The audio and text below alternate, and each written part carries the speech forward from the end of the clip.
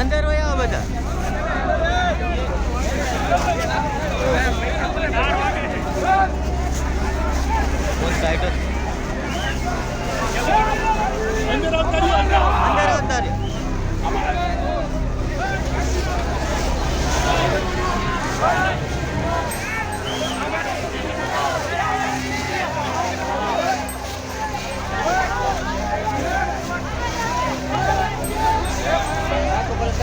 છોકરી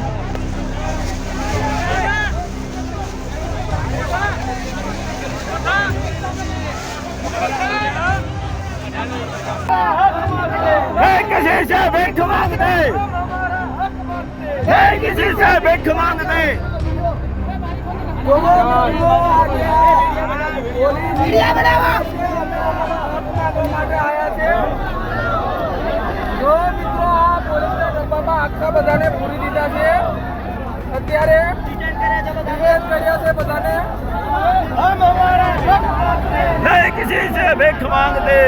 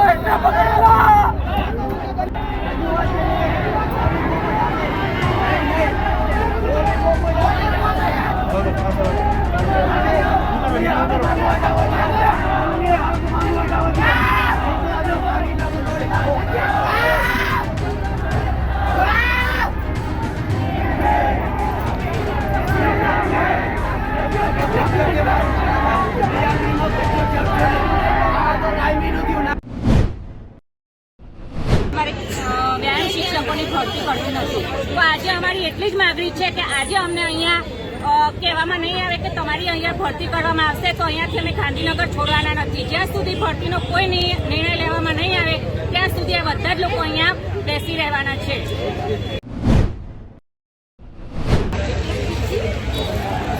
અમારી એક જ માંગ છે, આજે અમે બધા લોકો ભેગા થયા છીએ ગાંધીનગર આંદોલન માટે કે અમારી વ્યાયામ શિક્ષકની ભરતી કાયમી થાય. બસ અમારી એક જ માંગ છે, બીજી કોઈ અમારી માંગ નથી. નમસ્કાર સાહેબ, ખેલ સાહેબ ની કાયમી ભરતી કરો.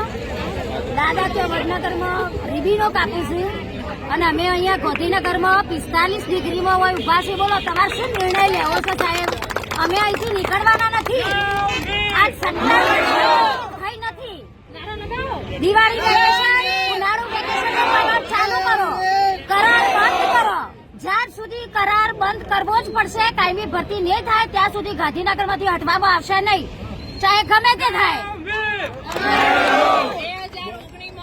માનનીય સીએમ મુખ્યમંત્રી સાહેબે એ વખતના કીધેલું કે દરેક પ્રાથમિક શાળામાં એક વ્યાયામ શિક્ષક હોવો જોઈએ.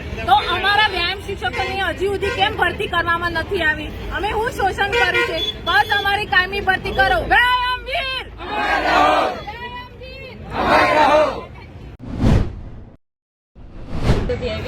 અને 1 વર્ષથી સતત આવેદન પત્રો આપ્યા છે છતાં અમારી વાતને સાંભળવામાં નથી આવી.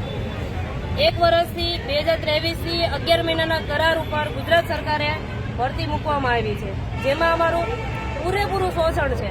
બીજા રાજ્યોમાં બધી જગ્યાએ કાયમી ભરતી કરવામાં આવે છે અને અમને કરાર ઉપર લઈને પૂરેપૂરું અમારું શોષણ થાય છે. અમે વારંવાર રજૂઆત કરવા છતાં એ લોકો એવું કહેવામાં આવે છે કે તમને 20,000માં તો તમને રાખ્યા છે. તો અમે એના માટે છીએ. જો એના માટે હોઈએ તો અમારી આ બધી ડિગ્રીઓ એને શું કરવાનું? સતત વારંવાર અમે રજૂઆત કરી છે, તેમ છતાંય અમારી કોઈ માંગને સ્વીકારવામાં નથી આવતી. સતત આગળના 3 દિવસ અમને એવું કહેવામાં આવ્યું કે 5 દિવસ અમને આપો, અમે તમારી રજૂઆત સાંભળશું, અમે એમાં વિચારણા કરીશું. તો આટલી બધી વાર લાગે કેમ? જવાબ કેમ આપવામાં નથી આવતો?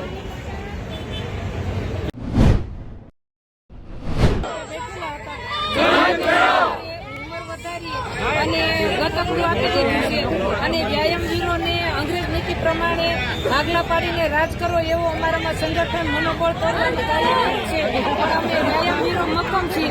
અમારું સંગઠન તૂટવાનું નથી. જ્યાં સુધી અમારી કાયમી ભરતી નહીં થાય ત્યાં સુધી અમે ગાંધીનગરમાં અડગ રહેવાના છીએ. અમારી ફક્ત સાહેબ એક જ માંગ છે કે વ્યાયામ શિક્ષકોની ભરતી કરો અને ભરતી કરો. નમસ્કાર, હું કાકુ અંબાબેન. અમે ઘણા વર્ષોથી અમારી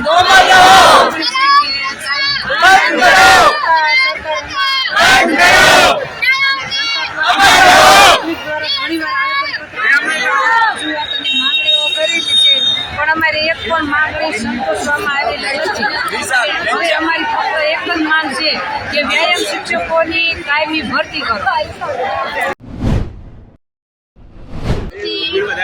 કાયમી ભરતી કરવામાં જ નથી આવી અને 1 વર્ષથી સતત આવેદનપત્રો આપ્યા છે છતાં અમારી વાતને સાંભળવામાં નથી આવી. 1 વર્ષથી 2023થી 11 મહિનાના કરાર ઉપર ગુજરાત સરકારે ભરતી મૂકવામાં આવી છે, જેમાં અમારું પૂરેપૂરું શોષણ છે.